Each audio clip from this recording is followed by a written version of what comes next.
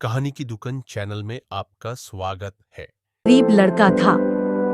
वह हर रोज जैसे तैसे करके इधर उधर से खाने का जुगाड़ करता था, लेकिन हर दिन कोई उसका खाना चुरा लेता था। एक दिन उसे पता चला कि एक चूहा उसका खाना चुरा लेता है, तो उसने चूहे को पकड़ लिया और उससे पूछा, तुम जानते हो कि मैं बहुत गरीब हूँ, फिर भी तुम हमेशा हमारा खाना चुराते हो। अगर तुम्हें चोरी करनी है तो तुम एक अमीर आदमी का खाना चुराओ, इससे उसका कोई फर्क नहीं पड़ेगा। तो चूहे ने लड़के को कहा, तुम कितनी भी कोशिश कर लो, तुम्हारे अपने जीवन में उतना ही मिलेगा जितना तुम्हारा भाग्य में लिखा है। यह सुनकर लड़का बहुत हैरान हुआ। उसने कहा कि यह कैसे संभव है। फिर चूहे ने लड़के से कहा, यदि तुम जानना चाहते हो कि तुम्हारा भाग्य में क्या है, तो तुम गौतम बुद्ध के पास जाओ। वो तुमको बता सकते हैं कि तुम्हारा भाग्य में क्या लिखा है। लड़का गौतम बुद्ध से मिलने के लिए घर से निकलता है।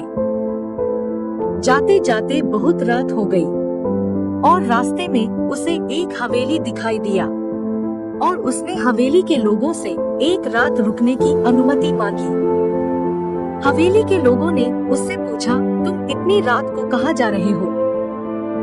लड़के ने कहा कि मैं अपना भाग्य जानने के लिए गौतम बुद्ध के पास जा रहा हूँ। फिर उन्होंने लड़के से कहा, तुम हमारे लिए गौतम बुद्ध से एक बात पूछ सकते हो कि हमारी एक 16 साल की बेटी है।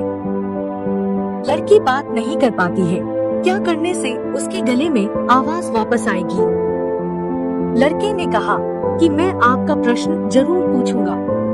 फिर सुबह होने पर वह उन्हें धन्यवाद दिया और आगे निकल गया। आगे रास्ते में बर्फ का पहाड़ मिला। जब वो बड़ी मुश्किल से पहाड़ पर चढ़ा तो वहाँ उसकी मुलाकात एक जादूगर से हुई। जादूगर ने लड़के से पूछा कि वो कहाँ जा रहा है। उसने कहा कि मैं अपना भाग्य जानने के लिए गौतम बुद्ध के पास जा रहा हूँ। तब जादूगर ने कहा, क्या तुम उनसे मेरी ओर से एक प्रश्न पूछ सकते हो? मैं स्वर्ग जाने के लिए सैकड़ों वर्षों से तपस्या कर रहा हूँ। इतने दिनों में मैं स्वर्ग चला जा सकता था, लेकिन नहीं जा पाया, तो क्या करने से मैं स्वर्ग जा सकता हूँ? लड़के ने कहा कि मैं आपका प्रश्न जरूर पूछूंगा। जादूगर के पास एक जादू की छड़ी थी। वो उसकी मदद से लड़के को बर्फ से ढके पहाड़ के दूसरे छोर पर पहुँचा दिया। कुछ दूर चलने के बाद उसके सामने एक बड़ी नदी मिली, जिसे पार करना उसके लिए नामुमकिन था। तभी उसकी मुलाकात एक विशाल कछुए से हुई। कछुआ भी उसे नदी पार करने के लिए राजी हो गया। रास्ते में कछुए ने उससे वही प्रश्न किया कि वह कहाँ जा रहा है।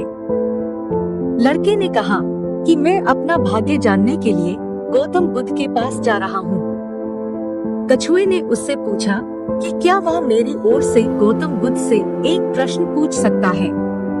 मैं 500 वर्षों से ड्रैगन बनने की कोशिश कर रहा हूँ, लेकिन मैं नहीं बन पाया, तो मैं ऐसा क्या करूं जिससे मैं ड्रैगन बन सकता हूं? लड़के ने कहा, ठीक है, मैं आपका सवाल जरूर पूछूंगा।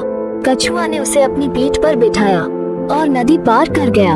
आखिरकार वो लड़का गौतम बुद्ध के पास आ पहुंचा। वहाँ उसने और भी बहुत से लोगों को बैठे हुए देखा। गौतम बुद्ध ने कहा कि मैं एक व्यक्ति के लिए सिर्फ 3 प्रश्नों का उत्तर दूंगा। लड़का चिंतित हो गया क्योंकि उसे 4 प्रश्न पूछने थे। लड़का सोचने लगा कौन से 3 प्रश्नों वो पूछे।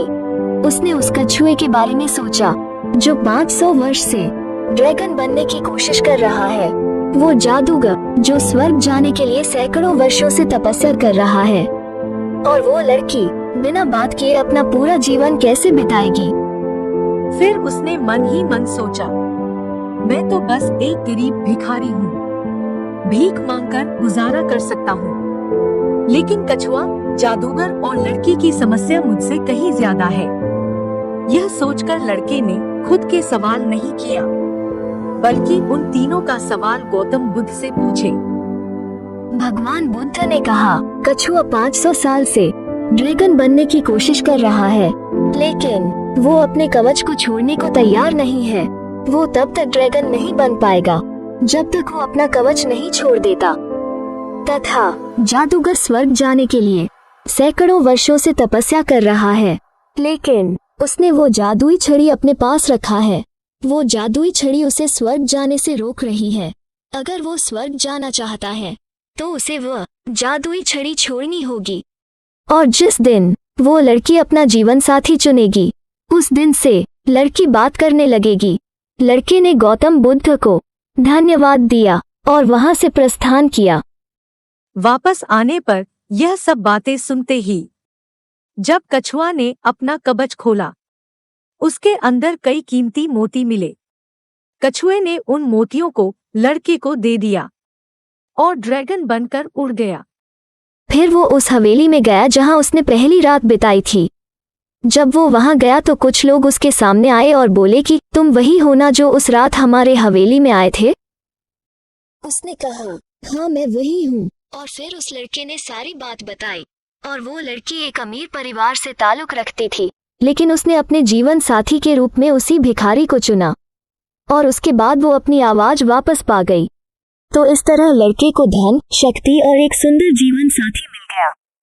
दोस्तों, अगर आपको लगता है कि आपके जीवन में बहुत सारी समस्याएं हैं, तो उन लोगों के बारे में सोचें जिनके पास रहने के लिए कोई घर नहीं है, खाने के लिए रोटी नहीं है, कोई देख नहीं सकता, कोई चल नहीं सकता। तो आपकी समस्या क्या उनसे बड़ी है? जब हम अपनी समस्याओं के बावजूद दूसरों की समस्याओं को हल करने का प्रयास करते हैं, तो हमारी समस्याओं का समाधान भी अपने आप हो जाता है।